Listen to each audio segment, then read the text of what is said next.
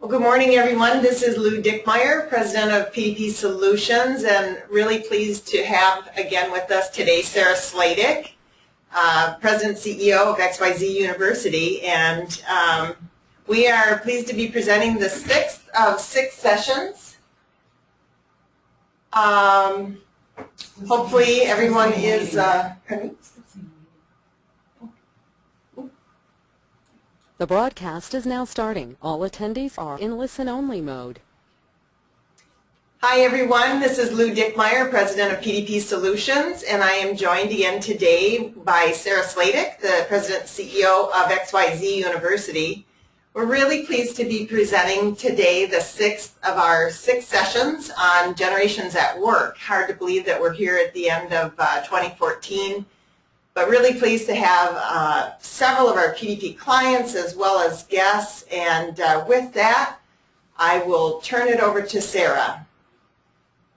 Well, thank you, Lou, and thank you to everyone who have been joining us throughout this series. And yes, we are at the end of our series, but I hope that along the way you've learned lots of great tips and insights into the workforce and how to engage younger generations. And PDP Solutions has been recording all these sessions, so if you missed any of the 6, you can always go back and listen to some of the previous ones. So as we're nearing the end of the year, which, yes, it is hard to believe, 2014 is coming to a close, we're starting to project and think about the future. And we always think about, well, what happened in the current year and what's going to be happening in the near future. And I think that now more than ever, we're thinking a lot about the future because change is happening so rapidly right now. And it's really redefining so many aspects of the way we live, work, and do business. So we're kind of being forced into thinking about and preparing for the future. And you know, some of the major shifts that we've talked about throughout this series and how it's impacting the way we live, work, and do business. The first being the declining economy and the fact that we're still recovering from the worst recession our country has seen in many years, and that changes our workforce. And we're still trying to adapt to really rapidly changing technology, and the fact that in the past just few years, we've seen more technology developed than in the last 50 years. And of course, all of our workplaces are trying to adapt to that. And now we have a generation coming into the majority of the workforce that's only known life with technology. And so, so their expectations of technology are really high. And the third thing that we're seeing, and we'll really start seeing it in this coming year, which is why this webinar series is so timely, is this demographic shift. So baby boomers have been the majority of the workforce for several decades, and they do comprise the leadership and executive roles of pretty much every sector, every industry, with the exception of technology. But our Bureau of Labor Statistics predicts that as soon as this next year, we're going to start seeing the shift from the boomers to Generation Y, also known as the millennials, as they move into the majority of the workforce. So again, we're thinking a lot about that future. And we know that it's not just Generation Y that's coming into power, and by 2020, according to this chart, as you can see, is expected to be about 43%, and some demographers would even say that that statistic is a little bit low. Some are arguing it's going to be more like 48% or 47%. But in any case, we know that Generation Y is going to be the majority of the workforce. They are the children of the boomers, and they will be the majority just like their parents, but they're even larger than the boomer generation. So that's going to influence a lot of change. But as you will see at the bottom there, we start to see another generation starting to come into the workforce this year. Generation Z, the oldest, will turn 18 this year, and so they're going to start moving into the workforce. And by 2020, they will be about 12% of the workforce. And we haven't spent much time during this series talking about Generation Z, but since we're talking about the future and Workforce 2020, I think we need to just briefly touch on Gen Z and some of the values that they're bringing into the workplace. You know, obviously, they've never known life without technology, but even take it a step further, they've really never known life without smartphones and without tablets. So even beyond Generation Y, they're even more tech-savvy and digitally wired, and they're using technology at very young ages, especially in school systems, but also we see even toddlers and infants using technology. And they've been raised in a world where diversity is accepted and promoted and widely known, from having the first black president to having marriage equality. And they're really focused on things like human rights as a result of all of this. And they've been raised during a time of tremendous campaigns against bullying and equality and everybody belongs. And they've also been raised during a time where there's been a big movement towards healthy eating and organic foods, and this generation's kind of being called the foodie generation. They're very cognizant of what they eat and being healthy. And of course, along with their technology, they're being raised using a lot of video games. But what's interesting is the most popular game for this generation, Minecraft, is very focused on creating things and developing things from scratch. And there's a lot of theories that this generation is really being raised to be creators, innovators, and leaders. A little bit different than perhaps Generation Y millennials, who have been raised to be very team and collaborative oriented. This generation is being raised to be leader and independent oriented. And this generation is being raised as a result of technology, but through lots of imagery. And their social media network of choice is Instagram. And they live through these pictures constantly. In fact, some demographers think that their memories are going to be altered a little bit, that they won't be able to recall certain situations in their lives without actually seeing visual reminders or photographs or video of those times in their life. So kind of interesting, but their parents are the paparazzi of this generation. They're being raised in pictures. Constantly their parents are posting pictures of their achievements and who they are. And ladies and gentlemen, these little social trends are indicators of what the future of the workforce holds. But I'd like to pause before I move forward with telling you about the future. I'd like to do a poll real quick. And I'm just curious to know where your company's mindset is at when you're thinking about the future.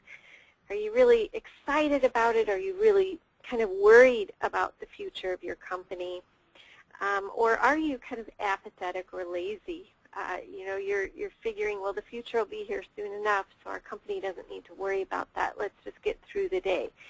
And there's no right or wrong answer here. Just curious to know where you weigh in as a company mindset, not your mindset, but your company's mindset towards the future.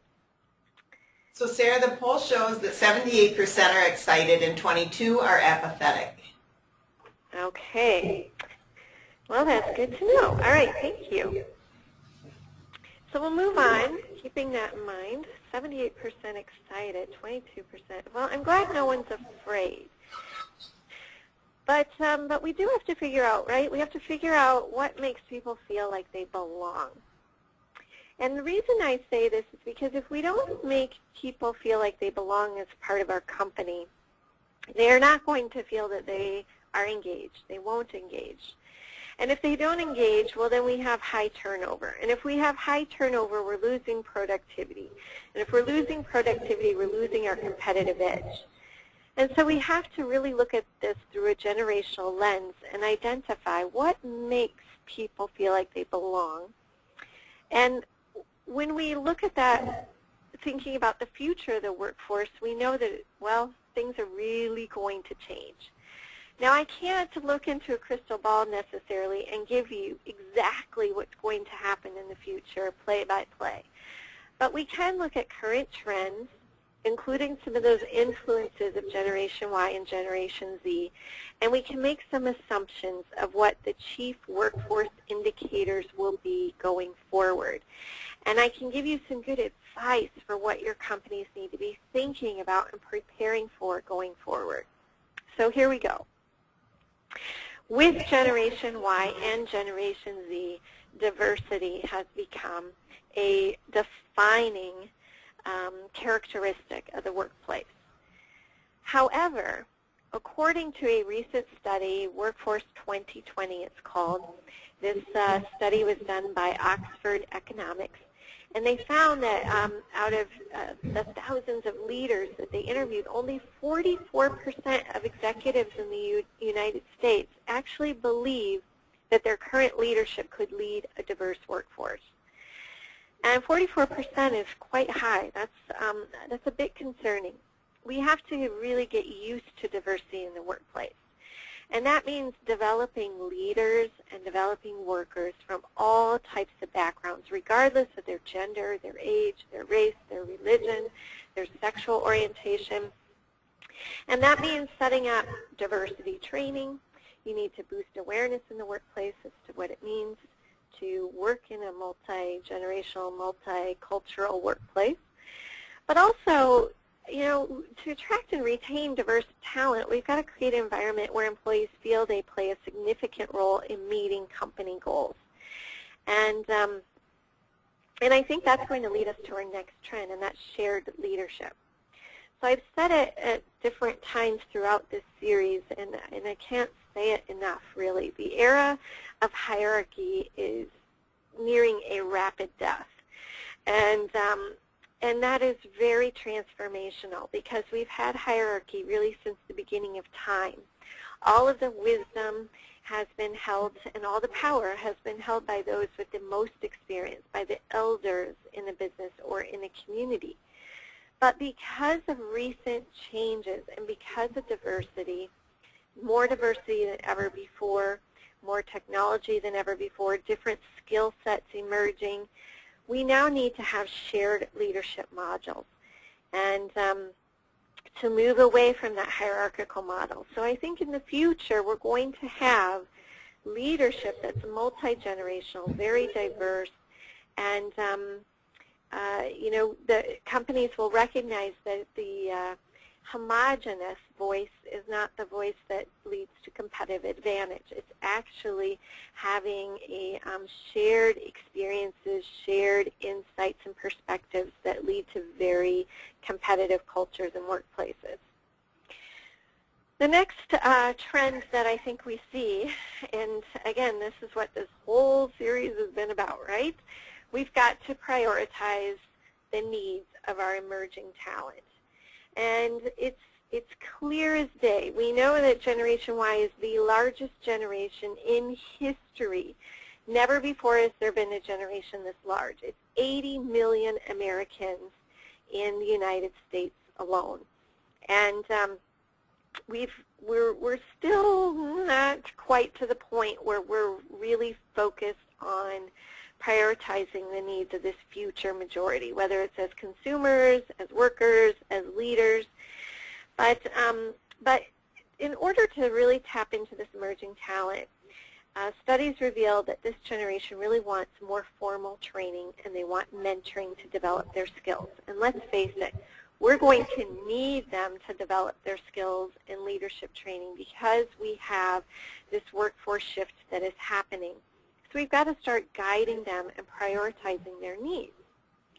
In an earlier session, I talked a little bit about the values of this generation, and the trophy kid mentality, which is kind of based on these three pillars, the biggest one being happiness.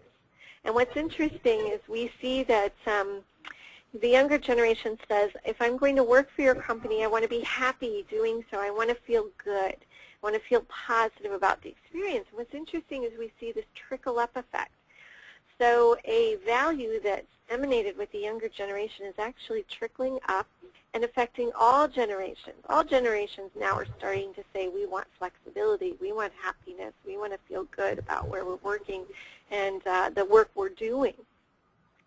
But the other two pillars being that we want to have some sort of reward, some sort of return on investment for our time and effort, not necessarily trophies, but just something where we feel we're appreciated and we belong. And then a service component as well, in that we're doing good for our communities or for our industry as a result of working in this place. Now, salary has never been a primary motivator for these younger generation, but just to carry on that theme of prioritizing the needs of young talent, we by the same token, we know this generation is extremely debt-ridden. The most broke generation in history, as well as the largest generation. That doesn't really bode well when we look towards the future for our collective economic futures. We've surpassed $1 trillion in student debt, and that doesn't include credit card debt for this young generation. So when we look at young employees, while that's not a primary motivator for them, they are saying, we've got to be able to make ends meet. We've got to get out of this debt. And so 84% of young people really desire some sort of competitive compensation. And they phrase it as that. Make sure that I want to make sure I'm making what my peers are making. I want it to be competitive. And they are starting to think about retirement plans and vacation time. Vacation time is big. But you know, salary's kind of taken a back seat for a while. It's going to start coming back as we look towards the future, in addition to flexibility and other great benefits. So generous compensation and benefits. And the other piece, as I was just speaking about, is that there's a high value for and need for skills training and ongoing learning. You know, if you think about, well, if you're a generation that was raised during this technology boom, you are used to acquiring skills and knowledge and assets via technology. And you can do so very quickly. You can Google just about anything. You can take an online course via Harvard. You can quickly get certified and skills training. And therefore, you are easily bored. And you easily acquire knowledge and skills, and you easily master tasks. So this concept of training is going to become a huge focal point going forward. You know, and we know that we're nearing a skills gap. We know we're going to really need technology skills. We know that there are certain skills and knowledge and information that the boomers had that younger generations don't really take an interest in those jobs, and therefore there is a training and skills gap. But so we're going to really have to focus on this. And we start to hear about, like it or not, we start to hear about the development of robots to fulfill some of the jobs that humans no longer want, young humans no longer want. But we're, in the meantime, we have to think about skills training and how we keep that young talent really engaged and challenged. Now, another trend we're seeing as a part of that trophy kid mentality, I want to feel happy about where I work, I want to give back, I want to be doing something positive for my company, for my community, for my industry. And so this idea of social responsibility isn't going anywhere. It's going to simply grow. And, you know, as we become more global and we become more diverse and we become very multi-generational, companies are going to be pressured to not just think about the bottom line, but to really think about the needs of their workforce and the needs of their communities and doing good things for their communities, whether that's reducing pollution, whether it's giving back in community service hours, or giving a portion of money to community causes. It can be any number of things, but employees are going to begin to demand that the companies they work for are socially responsible. And that's why we see kind of this movement overall. It really kind of trickles down to this employees first mentality, not about the bottom line and profitability, which was really popular in the 1980s and 90s, and we've even seen a little bit of it in the 2000s. We're really moving away from that and employees saying, I want to work for companies that really care, that will really put my needs and my interests as a priority and put that first. They're really going to serve me. They're really going to advocate on behalf of me, and collectively, our company and our workforce is going to be able to do great things. Another trend we're seeing is just this idea of crowdsourcing talent. And if you think about it, amidst a skills gap, let's just play this out. If you have a skills gap, then all of a sudden you have this limited talent pool, right? And or you have high turnover with your talent. Well, then all of a sudden kind of the commodity becomes productivity. You've got to produce more goods, more services, and be able to do so even faster and faster than ever before because you have this smaller pool to work with, so you've got to get very productive. And down the road, I think companies that will be very successful in 2020 and beyond will be those that can produce things very quickly and really quality work in a very short period of time. So that means in the long run, we're going to have to get better about crowdsourcing. And that means, we're kind of shifting from offering more services than we are selling products. And that's part of moving into a post-industrial, knowledge-based economy. So that means our employers, all of you, will need to tap into external talent. And, 83% of executives in this recent survey by Oxford Economics say, 83% is a lot. And 83% of the executives worldwide said they plan to increase their use of consulting, contingent, intermittent, temporary employees to fill certain projects or objectives for a certain period of time. It's this idea of crowdsourcing talent. Because we're not necessarily going into companies and working in the same company in the same role forever and ever, right? We're moving around. But so we have to start crowdsourcing talent, but also that's going to help us be more productive and be more responsive in this very nimble environment that we're moving towards. I mentioned it previously, but I think it's worth mentioning it again. I really want to challenge you as you go forward in thinking about the future to thinking about the outcomes of working for your company. If we take a lesson from retail, and if I held up a tissue and I told you this tissue is square and white and you use it to blow your nose, you'd say, well, yeah, Sarah, that's really obvious.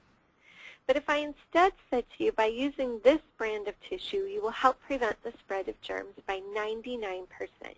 You would say, oh my gosh, I get it. I get how you're better than the competitors. I get the benefit of me using that brand as opposed to any other brand.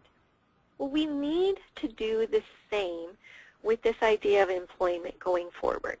We need to be able to answer the question of how working for our company literally makes a difference in our employees' lives.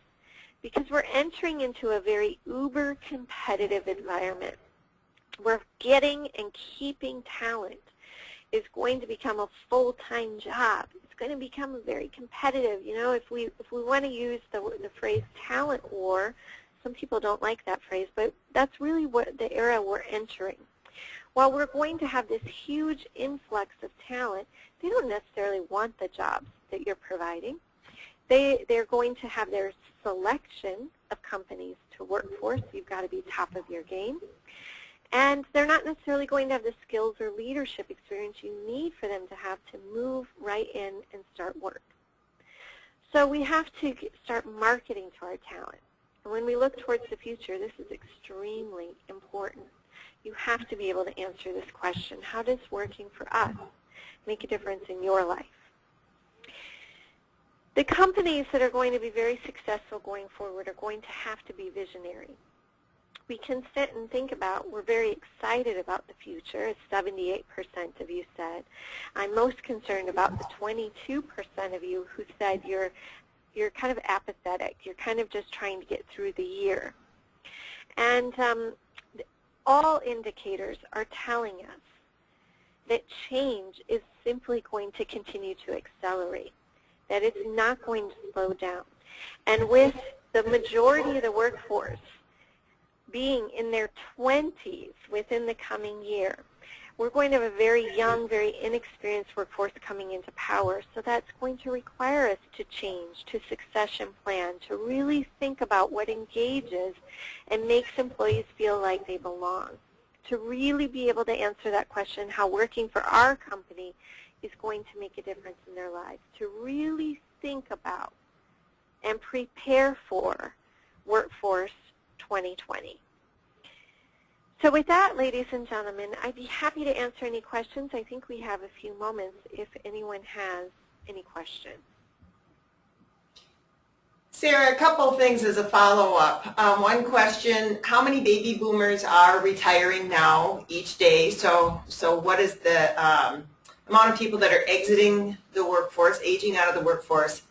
And can you remind us again, too, what industries are losing that talent? Where are the greatest proportions of boomers that are leaving those industries? Right, absolutely. So so on average, we are seeing, and it's kind of hard to believe, but on average, we are seeing daily in the United States 10,000 baby boomers retire. And that stat gets glossed over quite a bit, but if you can find that out for yourself just by looking at Social Security application data. It's quite high. So we have on average in the United States alone 10,000 baby boomers retiring every day. And the areas where we're seeing the greatest retirement wave, kind of the what's being referred to as kind of the industries most at risk right now are manufacturing, real estate, healthcare, and insurance. Those are the top four oldest industries that are at most at risk of this retirement wave causing a negative impact on their industries long term. We have another question. What is the trend for Gen Z's interest in STEM? So science, technology, engineering. Right. What is We're starting to see some real traction there, which is great news. I feel that our school systems, our workplaces, there's been a tremendous amount of focus on growing STEM skills with Generation Z, and they're starting to see that it's making progress, and Gen Z is starting to take an interest in those careers, which is very positive. And so I think we'll see Gen Z have perhaps a higher interest in those careers than Generation Y, and that's exactly what we needed to have happen. Any other questions that anyone has? Feel free to enter them in the question box there in the control panel. Otherwise, Sarah, I just want to thank you again for what has been a tremendous series. I know I've certainly learned a lot, and I know our attendees must have learned an awful lot as well here through the years. So thank you again so much for your time and the resource that you've given us all. Any further thoughts, Sarah? No, I will put up my contact information, so if anyone has any questions, feel free to contact me. I'm happy to answer them. And I have loved this. It's been a lot of fun. And like I said at the beginning, I hope you learned a lot.